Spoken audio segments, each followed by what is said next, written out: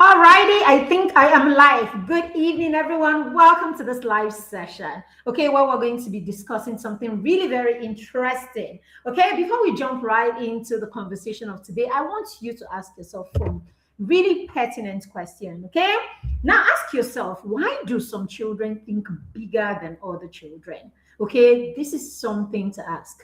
Why do some children think bigger than other children? Number two question is, why do some children become more confident early in life than other children? Very important question to ask yourself as a parent. Number three is, why do some children embrace purpose while other children do not? Why do some children embrace purpose? How come they know about purpose? How come purpose is a thing? How come they understand what purpose means and some other children do not? And then lastly, why do some children allow themselves run with instruction? Why do some children listen to instruction? Why are some children easily influenced by the right people in their lives? Okay, why others, are so set in their ways that even their parents cannot influence them. My name is Marybeth, and yes, I am the founder of the Parenting Through Mentorship Academy and PTM Resources. And I am the proud matron of the Children's Mastermind Circle. And I am so excited that I am on your screen right now. If you are here, you can see me, you can hear me. Please let me know that you have joined me in the session. Sorry, we had to move the session to 3 p.m. Usually we will have it at 1 p.m. Okay, but we had some major glitches that couldn't allow us come up at 1 o'clock. So yes, tell your friend that they need to be a part of this session. And if you are catching the replay, do let me know where you are catching the replay from. Okay, so most parents usually focus on instructions, right? We focus on instructions as parents, and then we are excited when our children are instructed. So that's why we insist on them, being in school. We insist on them being in Sunday school. We insist on them being in church. We insist on them, showing up for certain programs, right? These are all beautiful, these are all good, okay? But if you check behind it, is the fact that we think that the more instructions our children get, the better they become. The more instructions they get, the more the more they do what they need to do. But the truth about it is, do you know, dear parents, that children are actually more transformed when we expose them to quality, things. When we expose children to the right environment, when we expose them to the right conversations, you expose them to the right content, the right books, when you expose them to mentors, to standards and values, when you expose them to these things, then we are positioning them for impact. You're positioning them for growth. You are positioning them right for purpose. So yes, instruction is good, but the more exposed our children are to these things, the right room, the right books, the right mentors, the right opportunities by way of the right environment, the right standards, and all of these, then we are doing the children a better good. We're doing them real good, right? Because of the kind of things that we expose them to. Because, dear parents, children will normalize whatever they are repeatedly exposed to. So what you do repeatedly in front of your child, what you do repeatedly around your child, is what your child will internalize, is what your child will normalize, it's what becomes a part of that child. So it is very important what we expose our children to.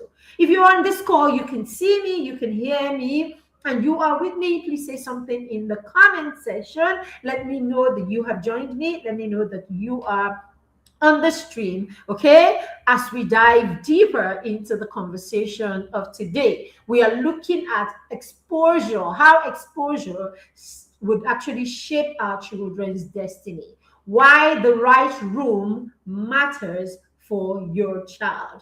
Why the right room matters for your child. If you go back to scripture, you will find out why did someone like David become so brave. It was because of the environment that David was exposed to. He was exposed to being out there, right? He was exposed to being out there in the wild, right, with his sheep. He was exposed to being out there where he could face, or where he faced and succeeded, or faced and overcame the danger around him. If he was locked up in one room, if he was locked up in a compound where the gate was huge and children were not allowed to go out because someone is going to kidnap them and all of that, then he would not have the kind of might that he had. He was exposed, he was around, right? He was actually around warriors and around people, soldiers, and all of that. And so, why won't he be brave? Why won't he be brave? Okay. In the case of Samuel, what happened? Samuel was exposed to the wisdom and the presence of Eli. So he was exposed to the wisdom and the presence of Eli. And so, of course, he became all of that because of the environment that he was exposed to. Jesus was exposed to teachers. He was exposed to teachers. He was exposed to, being in the temple and being in the presence of scholars and teachers, rabbi, as early as possible. No wonder when his parents were looking for him, where did they find him? They found him right in the midst of this kind of people. So the question is, what are you exposing your child to today? What are the rooms that you are allowing your child, experience today? Where are the rooms that you are putting your child in? It will matter in how the child grows, in the mindset that your child develops, and in the convictions that your child has. So when we see teenagers, right, we find teenagers, who are neither here nor there. We find teenagers who are almost lost, right, in their path. We find young adults who do not even know what it means to align with purpose and all of that. And we're wondering, okay, or rather, we don't even wonder. We like to have the conversations about how Gen Z this, Gen Z that, and all of that. Do we stop as the people who are raising these young children? Do we stop as the people who are custodians of these young children and ask ourselves, why do we think that these children will know differently? Have we exposed them to environments? Have we exposed them to conversations? Have we exposed them to standards and to values that will make them any different? These are questions that we should start asking ourselves today. Modern examples, okay? I've used, some of these examples are the things that we should take, right, and begin to apply in our own parenting, especially, for us who are parents and those who work with children. Very critical, very important, okay? Now, children are already exposed to so many things. These are some of the challenges that we have in today's world. And until we start looking at what we are exposing our children to versus what it is that is at their fingertip, or what it is that culture and society, and in present times is exposing them to, then we will continue to have these arguments and debates about why children are not, why Gen Zs and Alpha generation are not like we were. Or like we were, and all of that, as if we actually turned out that right. But anyway, that's conversation for another day. But let's look at the things that are confusing our children in today's world. Let's look at the things that have become a distraction that is even more difficult, that makes it more difficult for our children to stay focused and to actually champion a cause and be on a path if we don't decide to be intentional about what we expose them to. Our children are exposed to social media culture every day. Social media culture every day. Now every teenager is on TikTok, right? Every teenager is on TikTok. Every teenager wants to be a content creator. Every teenager thinks that, why waste time doing, the things that pass you through a system or a process? They don't want processes. They don't want systems. They don't want to learn. They don't want to serve. They don't even want to be in places where growth is gradual. They want to hit. They want to hammer. Every child wants to, how do they put it?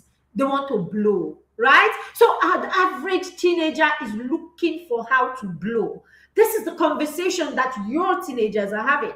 This is the conversations that children are having. So if a child is constantly talking about blowing, how then do you start helping this child understand the place of service? How do you start helping this child understand the place of process? How do you start helping children like this understand the place of standards? Now, these are the conversations that we should be having. Low attention span. Our children are, with every passing day, children are having lower and lower and lower attention span. Right. Why? Because of all of the distractions around them. All right. We say every time you need to take screens, out of your children's life when they are little. Your 3-year-olds, your 4-year-olds do not even have any business with screens. As they grow older, you need to regulate the amount of time or the time that they spend being on screen. And of course, as they become teenagers, you would have to put a cap on what is allowed and what is not allowed. You would have to put standard of what it is that they can view and what it is that they cannot view. And of course, how much time they can spend on the screen. So the restrictions or those standards, the restrictions are very important, right? Now, because we're not doing this, many of us are not doing this. Our children's attention span is getting shorter and shorter every day. Because now, if it is not anything that is fast and furious, if it's not anything that is entertaining and a lot of energy, the children get disinterested. So that's why your child is constantly telling you, I am bored. In fact, many of them think that it is your responsibility to ensure that they are entertained all the time. So turn off the TV for 1 minute or take them to anywhere that is meaningful, and the next thing you hear is, I am bored. They are practically saying to you, can I go home and watch some more TV? Can I go home and play that video game? Can I go home and... Do you understand? So these are the issues. So these things are causing our children's attention span to reduce by the day. The other one is the trend mentality. Every child wants to be a part of the trend. Everybody is doing like this on TikTok. I gotta go do like this also. Everybody is twerking, so why won't I twerk? Everybody has a ring light and that is the new thing. Why won't I have a ring light? So the children do not even understand why they have to be there. They don't understand what it is that there's no why behind what they are doing. It's just simple. Everybody is doing it. Why not me? All right. So it's not like they're doing it because this is led or it's driven by purpose. It's not because they want to create impact. It's not because they want to make a difference. A lot of the times it's because people do content, people like their content, and they get paid heavy money. So all of it is still funnels down to blowing. Okay. So we will either blow outside or we will blow online. So these are the issues. And then the next one is, do you know the level of entitlement that our children have?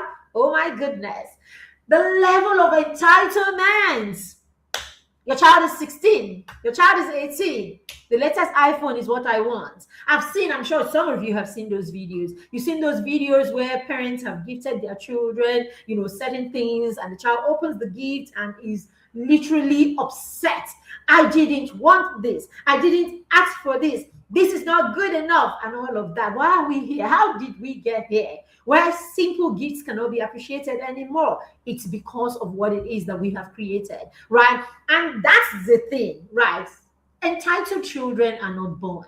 Entitled children are made. Your child is only entitled because you have made that child entitled. So when you meet parents with entitled children, it is the parents who have groomed the children to be entitled. So how are we making children entitled these days? We make them entitled by making sure that everything that they need, they have, right? Everything they ask for, they get.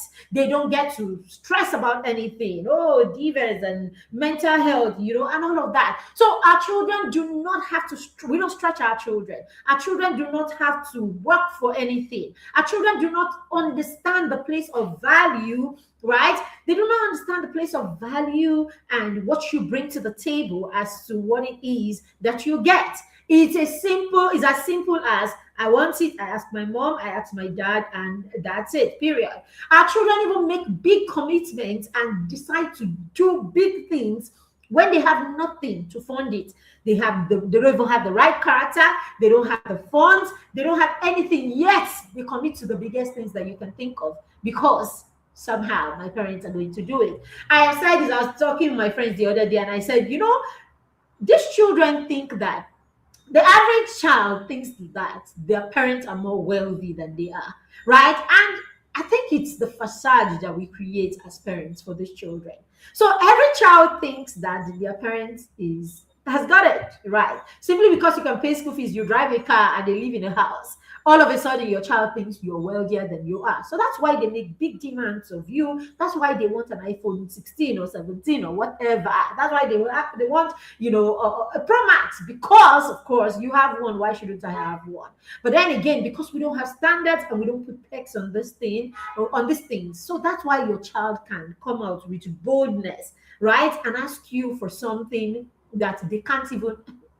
Let me not go there. All right. So basically, you will raise entitled children if you don't teach children the value of things. You raise entitled children if you don't teach children that the things that come to you, right, will come from the value that you give. If your children do not understand this, then they will sit down there and cross their leg, and they expect you to be they'll turn you into an ATM, right, to give them everything that they want. Your children will not even make effort for anything, because you have people all around serving them and people making things happen in their life. So yes, you will raise entitled children when that is the case, right? You will raise entitled children when you choose not to expose your children to what is possible, what they can do, what they have within them to achieve, and you rather put all of these things in place for them. So of course they will become entitled. And then lastly, the one we'll be talking about is hyper entertainment. Okay, I've talked about entertainment in one way or the other, because everything around our children is entertainment, right? So they come back from school, they drop their bag, they get the remote control, boom. Sometimes you will see children, a child has a remote control, he has his iPad next to him, and then he has a phone somewhere. So you see the child multitasking with three gadgets, right? It's not bad enough that the child has, it's not bad enough that right on that screen, the child has 1,000 options, from Netflix and all the many channels on it, to DSTV and all the many channels in it, and to all of, I mean, some of us have more than 3, 4, 5, 6 of these platforms that the children can choose to be on. Do you know how that level of choice makes it difficult for our children to be focused? Do you know how distracting that can be? That your child holds a remote control and he has 100, 200, 1,000 options at the same time. And then, as if that's not enough, he also has his iPad next to him, right? With YouTube and every other thing, Discord and YouTube and what do you call it? And what's that yellow app? I always forget it. Snapchat and all of this. How can this kind of human being be able to focus? It becomes difficult to focus because everything in life has been reduced to entertainment. Everything in life has been reduced to passive activity, where you just have to sit down and just move your hand alone, and 1,000 things are possible. In fact, in the midst of all of these choices of what to watch and what to follow at the time, the child also has the game box that has many other options also. Is it PlayStation I want to go, or is it anime? I said the options are so crazy. So there's the hyper entertainment that is going on in your child's environment. So these are things that our children have that make it difficult for them to focus. So what are you exposing your child to? If you don't intentionally expose your child to, the society would expose them to things, right, that are not healthy, things that are not good for them. So the society will expose them by default if you are not intentional about what it is that you want to put before your child, what it is that you want to expose your child to, what it is that you want your child's mind to hover around. Okay, so points to note, dear parents, or point to note. That's it. If our children are not exposed to the right thing, then they begin to lack the motivation to do the right things. So if our children are not exposed to the right conversation, If our children are not exposed to the right standards and values, then it becomes difficult for you to say to them, God has created you for a purpose, and it is your job to live in that purpose every day. Who you they tell that story? How does the child begin to? I think no, no, no, no, no. The child has too many games and programs and all of that to watch. Why is this conversation going to make sense to the child? No, this conversation will not make sense to the child because you have not exposed the child to this thought system. You have not exposed the child to this kind of convictions. You have not exposed the child to this kind of mindset. I tell the story every time. The first mentor our son had was when he was 7 going on 8. 7 going on 8. I had seen that he was so drawn, right, to the adults around him, right, or certain adults around him. At that time, it was mainly his science teacher, right? So his science teacher, Mr. Teso, had so much influence on our son, that when our son is at home watching something, my husband loves cars, so he used to watch Top Gear a lot back in the day. And so they would sit together and watch Top Gear and talk about the capacity of the car, the engine size, and all of that. And every time our son learned something new, every time he discovered something new, every time he felt like he just hit another level of wisdom, the next thing you will hear him say is, I'm going to tell this to Mr. Stesso. Mr. Stesso would love to hear this. Mr. Stesso would like this. So I guess, not that I guess. So at the time, he would have like very meaningful and intelligent conversations with Mr. Tesso. So I had to know I had to come close to know Mr. Tesso more, just because of the level of influence that he had on our son. And so I realized that Mr. Tesso was that science teacher that would bring a live frog to the classroom, right, to teach a class. He's that teacher that will he will not just teach, he will bring a sample, a model to class, and the children were always excited to discover. They were always excited, about the discoveries, and they were curious, and Mr. Tasso fed their curiosity and their imagination and all of that. So Mr. Tasso became that person for him where wisdom and wisdom, curiosity, experiments, and all of that, was concerned. So when he thinks experiment, when he thinks of discovery, when he thinks of all of that, Mr. Teso's the guy. So every time he found something powerful, interesting, wise, and all of that, he wanted to go to Mr. Teso. So that was exposing him to an adult whose mind was explorative, an adult, who was a well of wisdom for him, right? And then, of course, an adult who could spark his curiosity, right? Because the adult was that kind of person to him, right? So what is your child exposed to? So when I found out how, positive person could influence our son, or how our son can be influenced positively by people who were on the right path, I decided, something, why don't we try mentorship? Let's try people who would have let's try to put him in rooms where he will begin to have the right conversations, so that he doesn't just think that it's only when he's with us that certain kind of conversations can be had. So that way the child doesn't reduce home or reduce you as their parent to that person that is not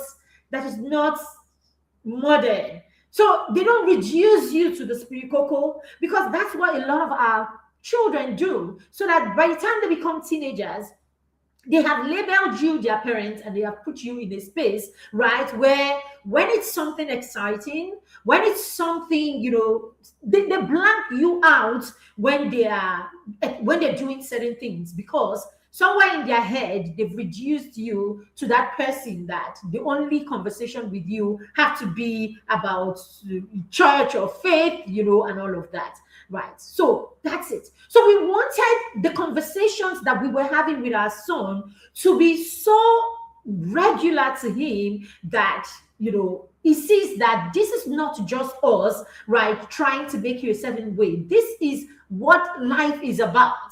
Life is about you living out your purpose. Life is about you creating impact. Life is about you doing the things that will bring fulfillment to you. Life is about you getting knowledge and wisdom. Life is about you wanting more and wanting to learn. So we exposed it that early to mentorship. And if I tell you how, as in, it's one of the most important things that we've done for our children in this world. I was with my mentor and coach the other day, and she said to me, right, Marybeth, if there's anything you got right, if there's one thing you got right, was mentorship for this boy. So what are you exposing your child to today? Right? Our son can sit down to a conversation, right? He can sit down to a conversation. He's 16, going on 17 rather. He will sit down to a conversation of a thought leader for 3-4 hours if he has to stretch that long. He will sit down to a conversation from 8 p.m. to 12 a.m. in the morning, just because he has been introduced to rooms where meaningful conversations are had. So he's there in a webinar that has 1,000, 2,000, 3,000 people, and he's having a great time and he's having the best of it. You are the one saying, please go and sleep. And he's like, please, it's just once a week. Can I just finish night school today? So what am I saying? It's what you expose the children today that will become default. It's what they now normalize. But if you don't expose your children to these things, and the only things your children are exposed to is music, right? It's all the what do you call it? All the funny kinds of music and all of that. All they're exposed to is the trends and what is happening in the lives of celebrities. All they're exposed to is movies and anime and all of that. This is what will characterize their conversations. This is what will characterize their conversations. And yes, when you want them to start thinking and talking and doing meaningful things, you won't find them because it's not in them.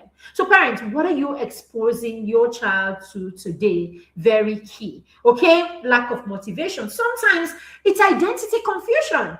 Because you've not exposed your children to the right room, because your children have not had the right conversations, because you've not pointed them to the right standards, right? There aren't all of these, the right values. You realize your child is confused about their identity because the world is telling them who they should be. You are saying something, the world is saying something else. And because you've not taken your time to be intentional about the rooms and the conversations and the standards and all of these that you've exposed your child to, then you become two human beings or two entities that are not aligned at all. So very important. The next one is poor confidence. Your children will have poor self-esteem and confidence if they do not build their competencies, because self-esteem comes from how competent you feel. So if your child has not built their confidence, if they've not built their esteem, if they've not built their competencies, if they've not had the right conversations and affirmations, if they have not done things that make them see the power that lies inside of them, if you have not exposed them to this path, then your child is going to struggle with their confidence. I hope you know by now that it's not how loud or how many how many channels on how loud your child is on social media that makes them confident. Because a lot of times we confuse these things. Sometimes it's a low self-esteem that actually makes them want to be extra loud, because somehow they feel if they are that loud, then they will get attention. Fill your child with the right, fill them up with the right, with the right things, and their confidence will go from ground level and to escalating levels. Very key. Okay, the next one is your child begins to struggle with taking initiative. Yes, children who are not exposed to the right conversations, the right room, the right possibility, children who do not know who they are, always have problems with their identity, and so they second guess themselves. So people who second guess themselves do not know how to take initiative, because you need to think that you are enough. You need to think that you have the right.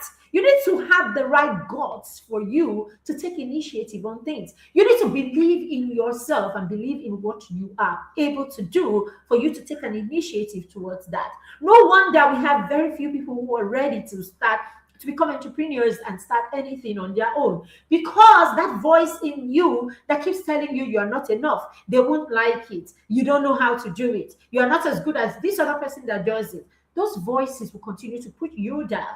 And until we put our children in a space where they start having the right conversations, where they start building the right skills, where they start finding themselves in the right room with the right people, until we put them in that space or in those kind of space, we will continue to build our raised children who are not confident enough to take initiative. And finally, your child will have a dependency mindset. That's not how you're going to do it. You have your 4-year-old that always has Auntie Agnes doing everything for him. The child gets to 6, and then he has another one that is doing for him. The child is 10, and then nannies and workers are still doing everything for him. Your child is 13 and 15, and he still eats his food and drops his plate in the kitchen for other people to wash. Your child is 17 and 18, and he practically does nothing in your home. No chores, no nothing at all. In fact, for the ones that will even start doing small, they do it at will when they like. Your 16-year-old, your 17-year-old wakes up whenever he chooses to wake up. There is no sense of direction. There is no sense of responsibility. There are no boundaries. There is nothing. Discipline is nose diving and all of that. And you think that that kind of person will be able to depend on themselves. No wonder they go to the university and they call you per second, because they need to ask you for every step of the way. Or no wonder they actually get to the university, they don't call you, but they see that bold girl or they see that bold guy in their classroom or in their hostel, and that person becomes the voice that practically controls your child's life, because all of a sudden because of course he doesn't know how to take initiative, because he is not confident in his ability, because he actually self-doubts himself, because he does not even have the competency to do anything on his own, because he cannot cook a meal to save his life, because the child doesn't have all of these things. He turns and he sees the other person that has all of these things, and that person becomes a small lord, whether he agrees or not. So what the person thinks is okay is what your child thinks is okay. Where the person goes is where your child goes. You guys think that peer pressure is your child is there and anybody forces them. No, peer pressure is your child, because the child has identity issues. Why do they always fall for certain people? Why are they the ones that are always pressured all the time? It's because there's identity issue. It's because they can't take initiative. It's because they are not confident in their own ability. It's because their sense of self-worth is low. And so some of the person who seems to have a high sense of all of these things becomes the one who pressures them, because on their own, they cannot lead themselves. So they need someone. See, everybody is quietly and silently looking for someone who has sense to lead them.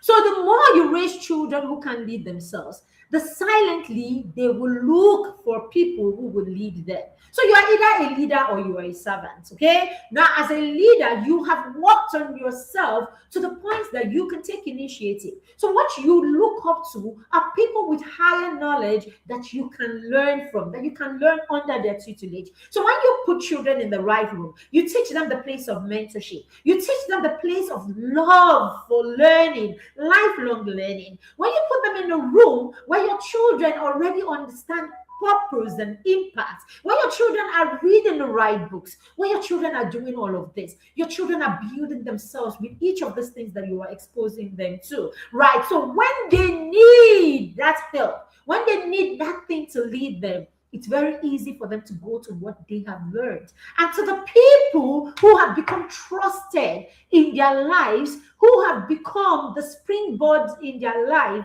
that can direct them or that can show them what is possible and allow them drive themselves towards it, because that's what mentorship does. In many cases, mentors do not really tell you what to do. Mentors just tell you what is possible, and then they encourage you to know that you can achieve this if you put your mind to it. So they become the propellant behind your child. But if you're not exposing your child to these rooms, if you're not exposing them to mentorship, you're not exposing them to places where these conversations are had, your child will not have it, because your child is busy with anime. Your child will not have it because your child is busy with video games. Your child is busy with endless shows that they keep tabs of, yet they cannot keep tabs of anything that is meaningful. So this is the conversation. And because we know this, and because we know that these are pain points that parents have today, if we pay attention and we decide to be truthful to ourselves, that's why we put together the Young and Empowered Children Conference. All right. Now, we've had this conference. Today is this year is the 4th year in a row. Okay. And guess what? This year's conference begins tomorrow. Yes, tomorrow, the 22nd of May. For 3 days, we're going to have young children in a room.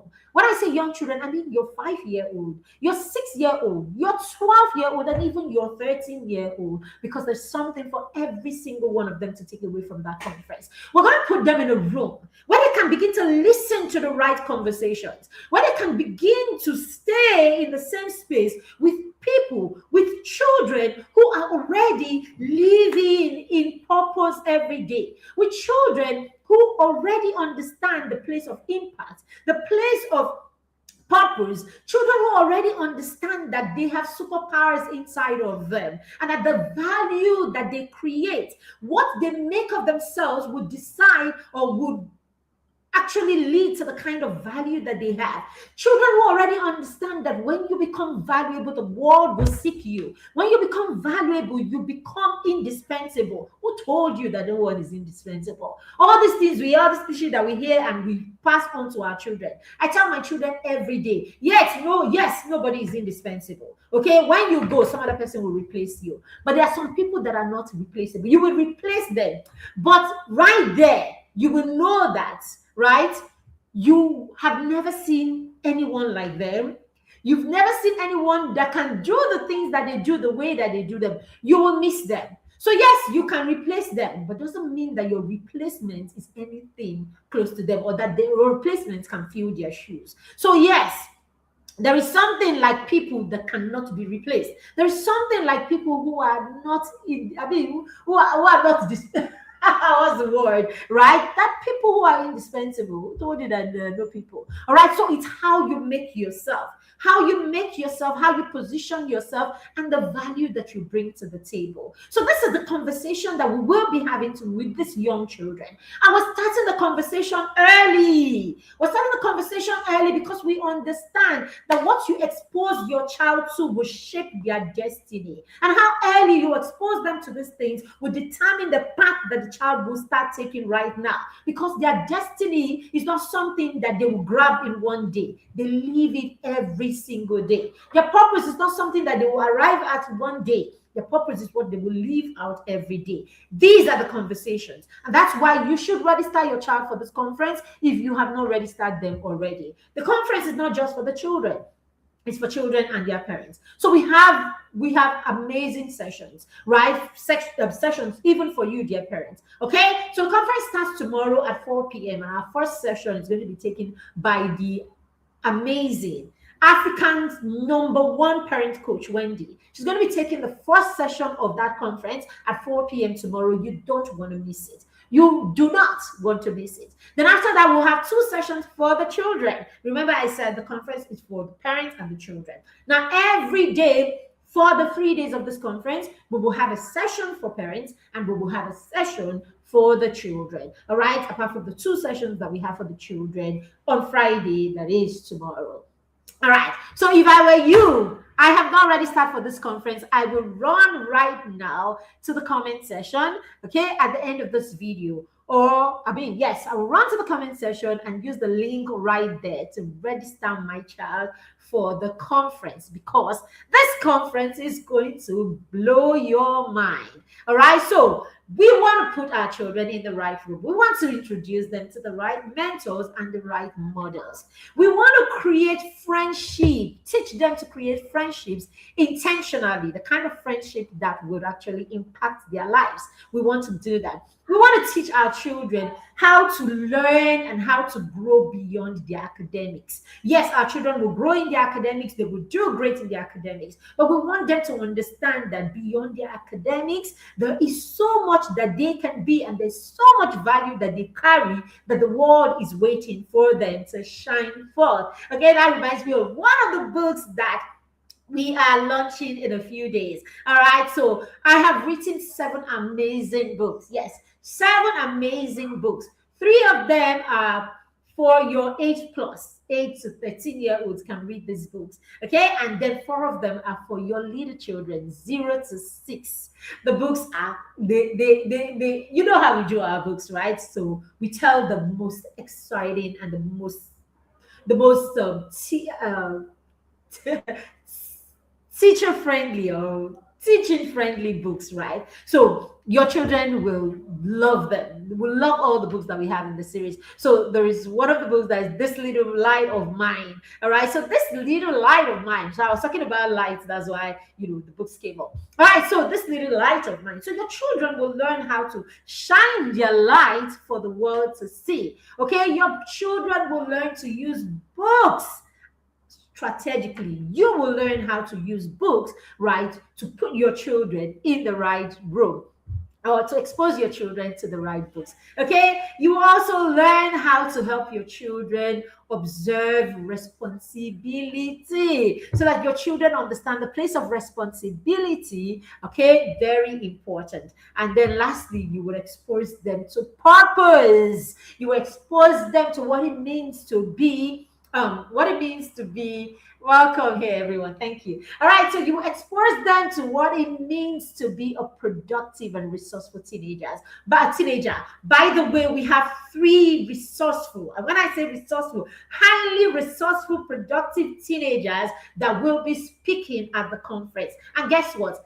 These 3 teenagers are teenagers that have passed through our mastermind program, right? Our mastermind program is an accountability and mentorship program that we run for children between ages 5 and 10. And yes, these 3 teenagers, one of them 17, or 2 of them 17, and one of them 14, are children who have passed through our mastermind program. So come and see the kind of children that we raise and put out there in the world to begin to make a difference in the world. And your children, our younger children, need to see, right, these ones living their purpose daily, so that they understand what is possible. See, parents, the right room. If we put our children in the right room, if we put our children in the right place, we will not have to do too much work when these children become teenagers. The reason why parents struggle when their children become teenagers is because we don't do the needful when these children are young. So don't let your child go. Don't let your child grow without hearing the right things. Don't let your child grow without talking about the right things. Don't let your child grow without understanding without hearing or knowing or having the right convictions. Don't let them grow without developing or building the right mindset. Yeah, parents, exposure changes children faster than instructions will change them. What you expose your child today will transform your child's mindset and how the child views the world. So exposure is bigger and it's more effective than just instruction. Children become what they repeatedly see and what they repeatedly do. So, what are you exposing your child to? And what are you exposing? What are the things you're doing in front of, for your child to see, and what are the things that you're exposing them to for them to see what is possible? The right room, my dear parents, will create and will awaken your child to what is possible in the future. When your children sit in the right room, they begin to have conversations with the right kind of people. How they view the future is going to be different from a child who is not sitting in the right room. Some children's thoughts today, when they sleep, when they are awake, is all around football and all around video games and all around all of these things. No wonder when they move from one level, they move to the next level where they begin to bet. Right? The next level is now they finish watching the match and talking and having fights and quarreling about the match. I am not saying football is wrong, go. I'm a football fan. Yes, I am a Man City fan, and yes, I'm a Barcelona faithful. All right, so my family we're a football family. It's beautiful. But what I'm saying is, if we don't find that thing about essentiality and our children are not growing in all areas, then you'll be raising children who are focused on just one thing or one area. And so the child will be bent only to that thing. So by the time the child finish arguing about football and talking football, the next level will be to start betting about which team will win. When they finish the prediction and betting, the next thing they start gambling, because this is all that fills their mind, their thoughts, and all of that all the time. I was having a conversation with my 16, almost 17-year-old son today, and I said to him, I can't, because I'm seeing these days that you're not doing certain things, right? We had that conversation this morning, right? There's certain things that you're supposed to be doing, you're not pursuing as much as you're pursuing your academics. In my home, academics are beautiful. Doing your schoolwork is beautiful. But no, we are not that home where you come and everything is centered around schoolwork. No, it's not that home. So you don't come to my house and I'm like, we're in the kitchen, you need to help out, and you're like, I'm doing my homework. You are supposed to do a journal and do my homework. It doesn't work like that. You must create, I don't want to say balance. What is essential per time? You must know that there's time for everything and what is essential per time, and you must commit to that thing. 5 minutes, please. And you must commit to that thing, what is important per time. So I said to him, have you ever seen the Wheel of Life? If you've attended some of those classes about vision classes and classes like that, right? So there's the Wheel of Life, right? And the Wheel of Life basically has the different aspects of your life and how you're doing in each of these aspects of your life. Now, if you have the Wheel of Life, let's say on a scale of 1 to 5 or on a scale of 1 to 10, and in your academics, you have 8, 9, or 10 up there. And then in your social life, you are somewhere at round 1. In your spiritual life, you're somewhere around 2. In your, in all other aspects of your life, you're somewhere down.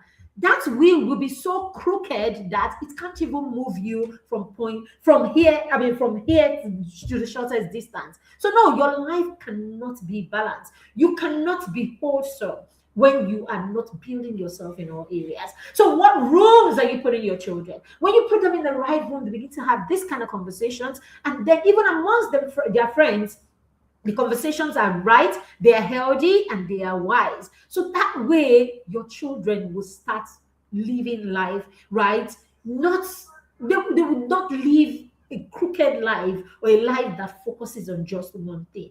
Very important. And this is why they should be at the conference. No child, boy or girl, should miss this conference, okay? Especially if they are between 5 and 13. They should all be in the conference. Confidence grows in environments where there are possibilities. Okay, confidence will grow in an environment where there are possibilities. Are your children seeing possibilities? Are they hearing about possibilities? Are they talking about possibilities? And finally, a child's future is often hidden inside the rooms where they enter early. Come on now.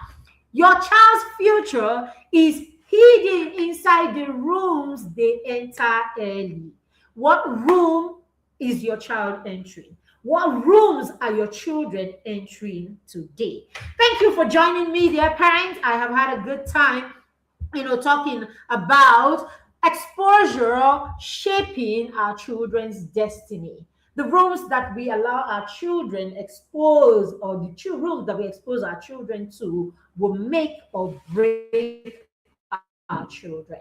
Okay, so what room is your child exposed to today? You can start by joining us at the Young and Empowered Children's Conference tomorrow. That is such an excellent room for any child to be. So use the link in the comment section and join us, right? We have close to 1,000 parents already registered to be a part of that conference. Come and join us and let's do great things and expose our children to great things. And there's a lot for you to take away from that conference also, even as a parent. Thank you for joining me today. Have a fantastic rest of the day. And if you have any questions, please put them in the comment section. And yes, I can't wait to see you at the conference. So see you at the conference tomorrow. Bye. My name is Marybeth Chima, and yes, I'm signing out. Bye.